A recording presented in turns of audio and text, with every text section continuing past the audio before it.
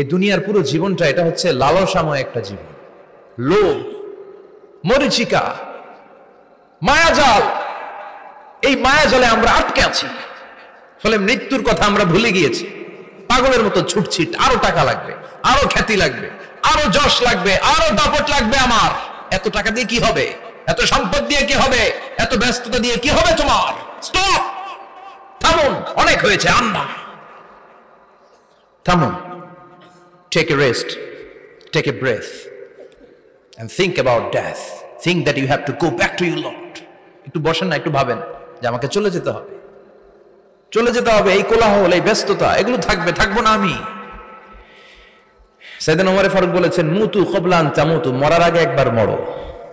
হাসিবু ক্বাবলা আন তুহাসাবু আলাইকুম, তোমার হিসাব নেওয়ার আগে তুমি একবার নিজের হিসাবটা করো না। কাগজ বের করে একটু লিখো না কি কি ভালো কাজ করছিলা, যেগুলো দিয়ে নাজাতের ওসিলা হতে পারে।